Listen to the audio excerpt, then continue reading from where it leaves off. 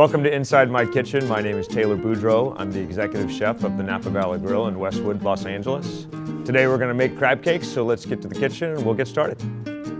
So let's get started making the crab cake. First thing we want to do is we want to start with one whole egg.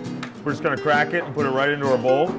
A little bit of mayos. It's a quarter cup of mayo for 1 pound of crab meat. And then we're going to whisk this together. Break that yolk. You want to whisk it together until the egg and the mayonnaise are nice and incorporated together, and there shouldn't be any lumps. It should be nice and smooth. So you'll get a nice consistency like that. And we're going to add in our teaspoon of Old Bay seasoning. It's a classic for crab cakes. Half a tablespoon of Worcestershire sauce. And a tablespoon of Dijon. I'm just going to use my finger. And at this point, you want to take your fresh thyme. You want to end up with about a half a tablespoon of fresh thyme leaves. You can chop it without the stems. We're just going to kind of rip it off and throw it in there. Take out any of the larger stems because those aren't any fun to eat.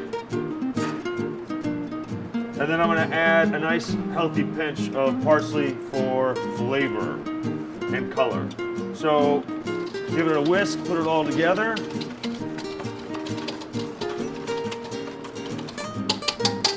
So we've got our base for the crab cake. And then what I'm going to do is I'm going to take a pound of crab meat. Now I've gone through this crab meat and I've picked apart all the shells. I've been really careful not to break apart the nice beautiful lump crab meat that you paid.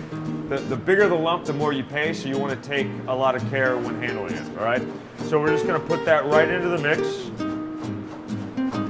And then I'm going to use my spoon, and I'm just going to gently toss the crab and cover it completely with our mix. I'm going to add a little bit of lemon juice and our panko. Now we're going to use a quarter cup of panko. A real crab cake has as little bread as possible. The whole process behind the bread is to keep the crab cakes together and act as a binding agent. So we're going to add those into there. I'm going to incorporate it a little bit more. And the next step is the easiest step in the process. You want to take your mixture and you want to set it in the refrigerator for about 20 minutes and let the breadcrumbs soak up all of the moisture from the base and the juice from the crab meat.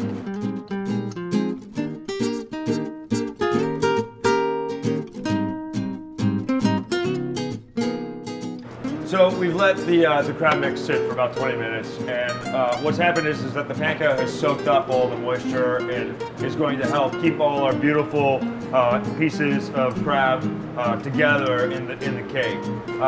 The next part, we're actually going to make the crab cakes. I'm going to teach you how we do it in the restaurant.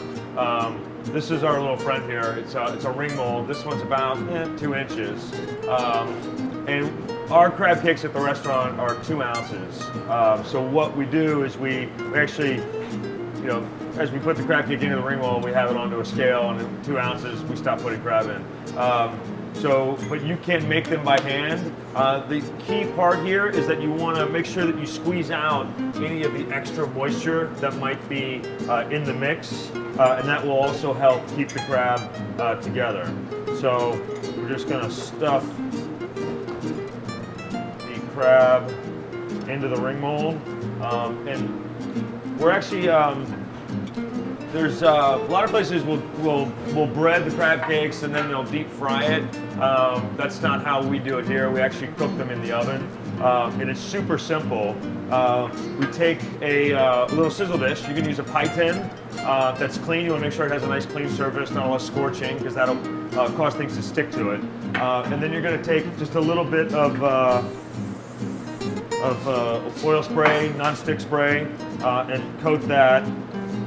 And then make sure you get all the moisture out.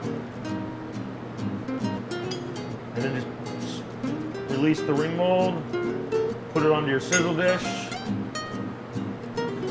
We're going to do 2 crab cakes on our plates. And just be real careful you keep that crab meat together. That's the most important part to this. You know, you want people when they eat the crab cakes to go, oh my God, there's crab in here. And that's a sign that you've taken a lot of care in making them. Put that on there. And what we do is we just take them and we throw them right into the back of the pizza oven so that it's the hottest point in the oven. If you were going to do this at home, I would use a 500-degree oven, no fan, and just let them sit back there and cook. And it takes about 8 minutes. You don't need to flip them, and I will show you why in 8 minutes when they're ready to go.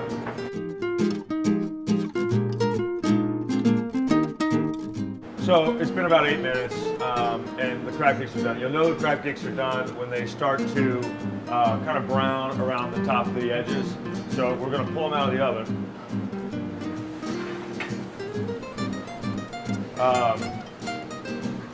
And so you've got, you know, some nice caramelization on the crab cake. You got some nice bubbling on the top. So these are actually perfect. So we're going to set these here. We're going to get our plate together. We serve the crab cakes with a remoulade sauce. So it's basically a tartar sauce with a little bit of cayenne, give it some spice, some chopped capers, and we use dill pickle instead of sweet relish. That's the big difference for us. So I'm going to take the remoulade, just put it right in the middle of the plate. We garnish the plate with some fresh orange segments.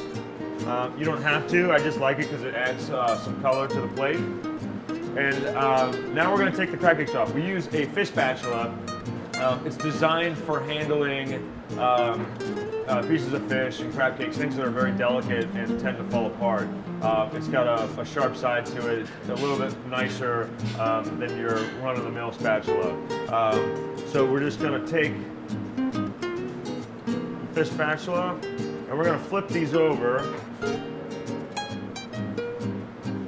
And there's your perfect presentation side. This is why you don't really have to flip the crab cakes when they're up on the oven, because that bottom side sitting on this little sizzle dish or on your pie tin in your oven, it's going to caramelize the tops of these perfectly so that you have the most beautiful presentation side on the bottom and ready to go for it.